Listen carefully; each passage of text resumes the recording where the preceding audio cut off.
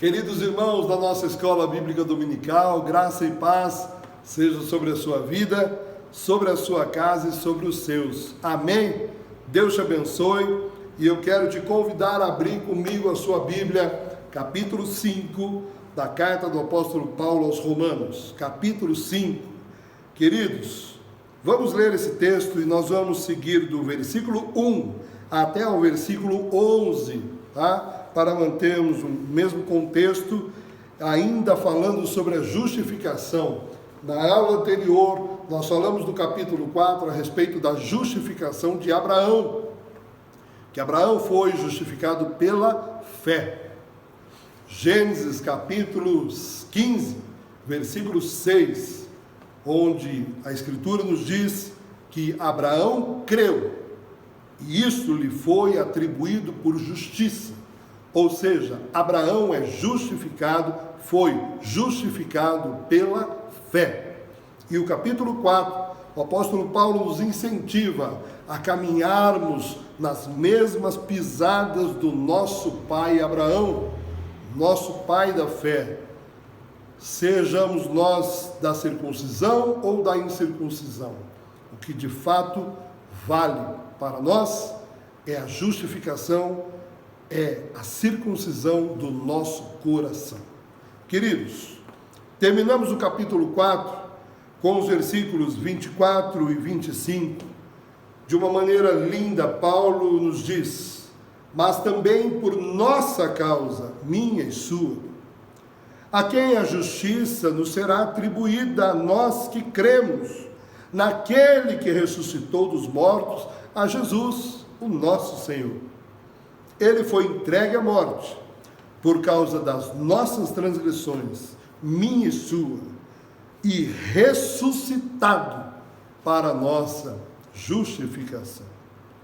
O capítulo 5 vai começar dizendo, portanto, ou seja, finalizando essa ideia do capítulo 4, portanto, justificados pela fé, temos paz com Deus por meio de nosso Senhor Jesus Cristo, aquele que foi ressuscitado para a nossa justificação. Versículo 2, por intermédio de quem obtivemos também acesso pela fé a essa graça, na qual estamos firmes e nos gloriamos na esperança da glória de Deus. E não somente isso, mas também nos gloriamos nas tribulações, sabendo que a nossa tribulação produz perseverança. A perseverança, a aprovação, e a aprovação, a esperança. E a esperança não causa decepção, visto que o amor de Deus foi derramado em nosso coração pelo Espírito Santo que nos foi dado. Aleluia! Ora, quando ainda éramos fracos, Cristo morreu pelos ímpios no tempo adequado. Porque dificilmente haverá quem morra por um justo. Pois talvez alguém até ouse morrer por quem faz o bem. Mas Deus prova o seu amor para conosco, ao ter Cristo morrido por nós quando ainda éramos pecadores. Assim, agora, justificados pelo seu sangue, muito mais ainda seremos por ele salvos da ira.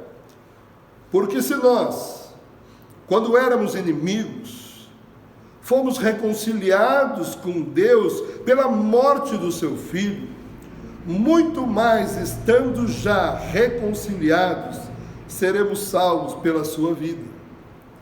E não somente isso, mas também nos gloriamos em Deus, por meio de nosso Senhor Jesus Cristo, pelo qual recebemos agora a reconciliação. Aleluia! Irmão e irmã, esse trecho, capítulo 5, do verso 1 ao 11, ele é mais fácil de virar uma pregação do que virar uma aula, porque é tão maravilhoso, irmãos, ele é tão precioso esse trecho, né? Porque ele traz para nós um desfecho, irmãos, de tudo aquilo que nós vimos estudando no capítulo 1, 2 e 3, aqui da carta aos Romanos. De todo aquele peso atribuído para o homem, de tudo aquilo que Paulo escancara, a miséria humana, falando, né, de quanta injustiça, de quanta maldade, de quanto pecado o homem é capaz de cometer. Pois a ira de Deus se revela do céu contra toda impiedade e injustiça dos homens que impedem a verdade pela injustiça. Capítulo 1, versículo 18. Aqui Paulo, no capítulo 1, ele vai falar da ira de Deus, da injustiça do homem, de como o homem é capaz de corromper toda a verdade e viver na injustiça, viver de uma maneira pecaminosa, na depravação, na idolatria. Versículo 21, onde ele diz: porque mesmo tendo conhecido a Deus, não o glorificaram como Deus, nem lhe deram graças, mas pelo contrário, tornaram-se fúteis nas suas especulações e no seu coração insensato que se obscureceu.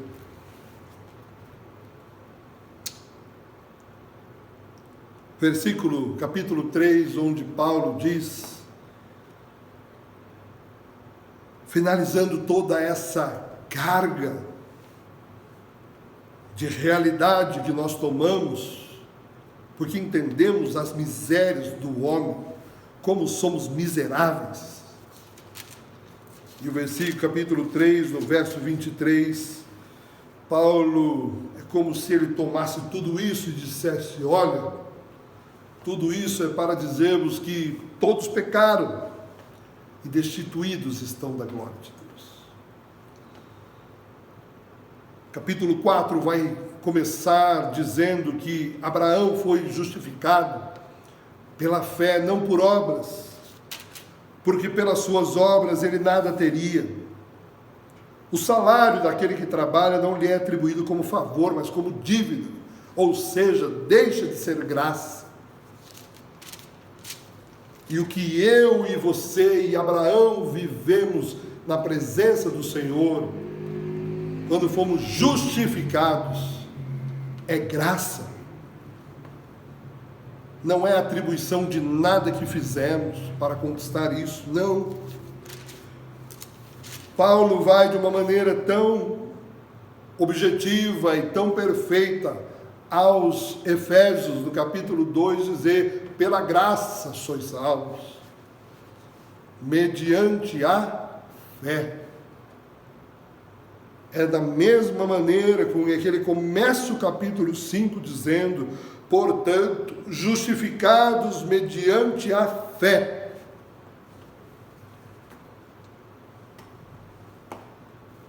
A carta aos Hebreus, o seu escritor escreve enfaticamente dizendo que sem fé é impossível agradar a Deus. E aqui, justificados mediante a fé, agora temos paz com Deus por meio do nosso Senhor Jesus Cristo. Sabe por quê, irmãos? Porque antes de sermos justificados, não gozamos dessa paz. Sabe por quê, irmãos? Porque ainda estamos debaixo da ira de Deus. Porque todo aquele que não confessa Jesus com seus lábios, todo aquele que não se arrepende dos seus pecados, todo aquele, irmão, que não passa por esse milagre, por esse processo da justificação, ele ainda está vivendo debaixo da ira. Aquela ira que eu acabei de ler do capítulo 1, do verso 18, daqueles que pecam deliberadamente, incansavelmente, daqueles que corrompem a lei em todo o tempo. Mas aqui, nessa leitura que fizemos, olha que coisa maravilhosa.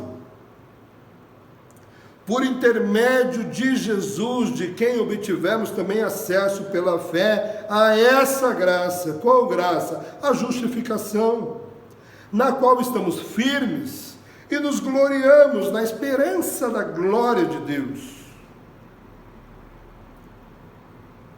Mas esse trecho ainda vai nos falar a respeito da ira. Sabe por quê? Porque ele está dizendo aqui, o versículo 7, porque dificilmente haverá quem morra por um justo, pois talvez alguém ouse morrer por quem faz o bem. Mas olha que lindo, irmãos. Olha que lindo. O versículo 8 e o versículo 9, dizendo que Deus prova o seu amor para conosco, ao ter Cristo morrido por nós, quando ainda éramos pecadores. Vocês lembram nas aulas anteriores, quando eu falei a respeito, começando a falar a respeito da justificação? O capítulo 3 da carta aos Romanos, ele é um tema tão central da Bíblia, irmãos, que ele explica a primeira profecia que Deus estabeleceu lá no Gênesis, no capítulo 3, no verso 14 e 15, onde ele diz: aquele que virá da mulher te esmagará a cabeça, dizendo para a serpente. Ou seja, tudo aquilo que foi erro no Éden, tudo aquilo que Adão permitiu quando desobedeceu, a consequência da desobediência do homem, que foi a entrada do pecado, tudo foi corrigido com Jesus, e tudo está em Jesus. É Deus reconciliando consigo o homem, irmãos. Irmão, lembra quando eu disse para vocês, e eu perguntei para você, quem deve buscar conserto? O ofendido ou o ofensor? Aquele que ofendeu ou aquele que foi ofendido? Pela nossa mente, óbvio, aquele que ofendeu deve ir lá buscar conserto com aquele a quem foi ofendido. Mas Deus não. Deus prova o seu amor para conosco, tendo Cristo morrido por nós quando nós ainda éramos pecadores.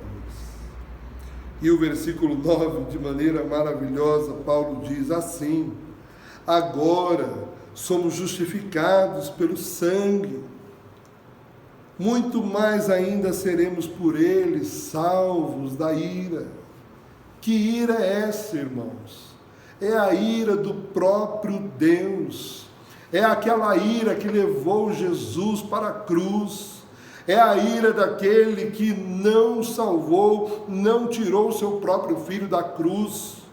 Mas, como disse o profeta Isaías, aprove a Deus moê-lo pelas nossas transgressões, pelos nossos pecados, para que hoje eu e você pudéssemos gozar de uma nova vida. Ele nos amou, sendo nós ainda pecadores, estando nós ainda naquela condição que Adão nos deixou, de depravação total, de pecado, imundos aos olhos de Deus. Mas a ira de Deus tinha que ser manifestada, a justiça tinha que ser satisfeita, e a justiça foi satisfeita, não em mim, não em você, mas em Cristo Jesus. E agora eu e você, pela fé, temos oportunidade de entrar para o descanso do Senhor, pelo sacrifício de Cristo na cruz do Calvário. Versículo 10, ele diz: porque se nós, quando ainda éramos inimigos de Deus, fomos reconciliados com Deus pela morte do seu Filho, muito mais já reconciliados, seremos salvos pela sua vida. Que amor maravilhoso é esse, irmãos? Mais uma vez, estar reconciliado significa ter uma vida oposta àquela apresentada no capítulo 1, onde caracteriza que toda a humanidade é antagônica a Deus, destituída da glória divina.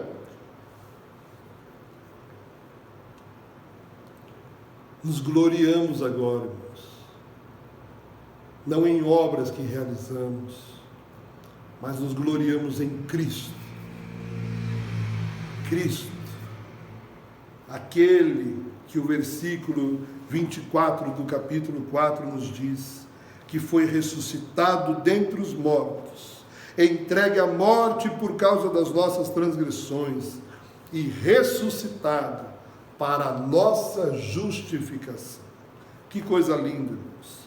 E para finalizarmos o versículo 11, onde ele diz, e não somente isso, mas também nos gloriamos em Deus, por meio do nosso Senhor, pelo qual recebemos a reconciliação. Louve a Deus, irmãos. Louve a Deus pela sua bondade. Louve a Deus porque Ele providenciou um plano de salvação para mim e para você, que não éramos merecedores, mas Ele fez por nós. E Ele manifestou a sua ira no seu Filho, para nos justificar. E agora vivemos uma nova vida nele. Querido irmão, viva nessa bênção. Viva alegre, consciente do tamanho do sacrifício que Cristo operou por nós, mas também daquilo que Deus fez por mim e por você, porque Deus amou o mundo de tal maneira que nos enviou o seu Filho unigênito, para que todo aquele que nele crê não pereça, mas tenha a vida eterna. Deus te abençoe, goze dessa paz, viva nessa bênção, em nome de Jesus. Semana de bênção e de paz sobre a sua vida, sobre a sua casa e os seus, em nome de Jesus. Amém.